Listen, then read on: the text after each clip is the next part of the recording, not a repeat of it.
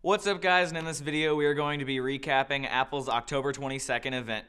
So Apple opened this event with their typical Apple fashion, releasing details in terms of iOS 7 updates and sales on the new iPhone 5S. Within the first weekend of the sales of the iPhone 5S and 5C, Apple sold more than 9 million copies, meaning that this was the fastest selling iPhone yet.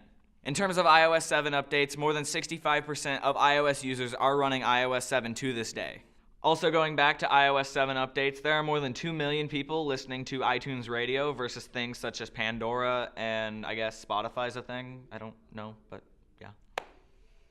Not a big Spotify user. So next, Apple jumped into their OS X updates regarding their MacBook Pros and the Mac Pro. So back in June, Apple released details that they will be releasing a complete redesign to their Mac Pro. A lot of people called it the little trash can, or references to Star Wars' R2-D2. So more details regarding this Mac Pro were released today regarding, there's the specs. We're not going to go too big on the specs. Thunderbolt 2.0 has 12 gigs of RAM standard, 3.7 gigahertz at the baseline model, and this will be shipping with OS X Mavericks, as well as the price, which a lot of people were speculating.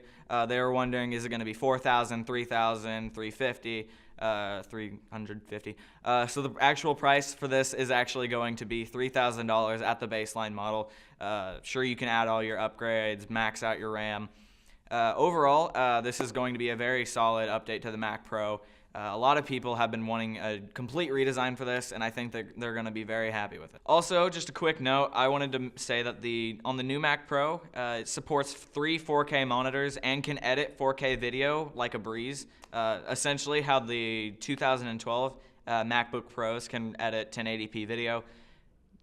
This is just awesome for filmmakers in general. No more proxies for filmmaking, especially for shooting with things like the Red Epic or other cameras that shoot that much. Alright, so next they jumped on into the MacBook Pro line. Retina displays are now standard on MacBook Pros, as well as there is no optical drive anymore for those of you who need it, so you're going to be spending $80 more to Apple if you want an optical drive.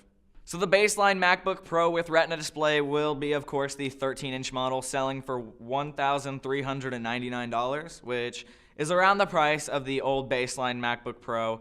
I have really no complaints with the pricing on it. I actually think that the price is good in terms of Retina displays, considering how expensive they were, and the crazy price for last year's, that was, no. Also updates, there are some new graphics chips inside of it. One of the big things that they're talking about in this new Mac line is the new Haswell 4th gen Intel CPUs, which will get you a lot more battery life, especially on your iMacs, MacBook Pros. iMacs don't have battery life. I'm going with it. Alright, so now we were talking software for OS X. OS X Mavericks is available today for free on the Mac App Store, which is awesome considering last year's Mountain Lion update was $20. And making comparisons to Windows 8.1 was free, so that's good on Apple for actually being competitive in terms of prices. More on that later. Alright, a little more on software. We heard more details as in the new updates for the apps.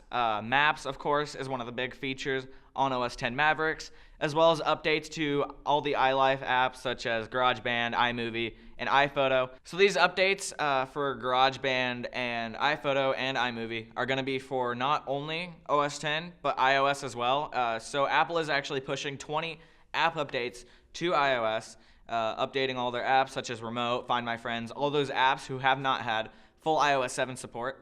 We will see that today, hopefully, finally, which is good because I like my Remote app for my Apple TV. Alright, next, Apple jumped into their iPad announcements, which was a lot of people's hype for this. This is what they really wanted to see. We heard things on the new iPad mini, the new iPad, which I'll get to more details in a few seconds. Okay, so first off, they let people know about the market share that the iPad holds. All tablets, out of all of them, iPad holds 81% of that out of all tablets in the world. That's crazy if you think about it. 81% of all tablets, Apple. So next they jumped on into the iPad 5th generation update, which is now dubbed the iPad Air. I guess this is going back to the MacBook Air. So the iPad 5th generation has 43% thinner bezels and is 20% thinner than the iPad 4th generation, 3rd generation, and even the 2nd generation because those had the same cases. And in terms of weight, the new iPad 5th generation is 1 pound, which is cool. Now, processor-wise, this is now shipping with the A7 processor, the same chip that is in the iPhone 5S, with a 64-bit architecture, and is 8 times faster than its previous generation. Alright, so next, moving on to the iPad mini. This was the highlight of the event for me.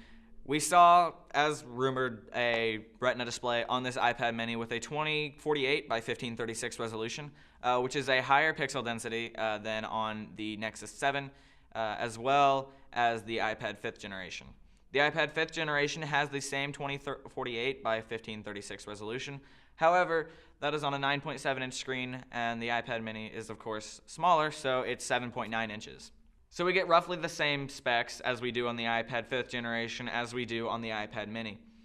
So it gets a huge bump from the A5 processor all the way up to now the A7 processor with the 64-bit architecture, 8 times faster than regular. Overall, this is going to be a speedy device, and now on to prices.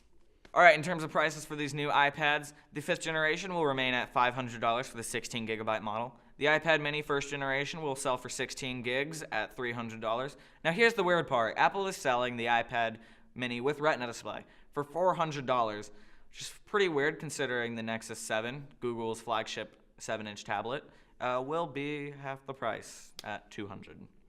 So Apple, good on you. So that has been a quick wrap-up of this iPad event. It wasn't just iPads, but we also saw things like the Mac Pro, the MacBook Pros, all that happy jazz.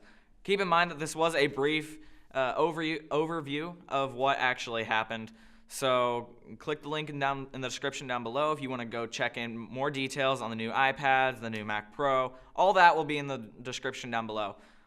Thanks to Bryson Hill for holding the boom mic and filming this. And yeah, we're GoGo Gadget Reviews. Catch you later.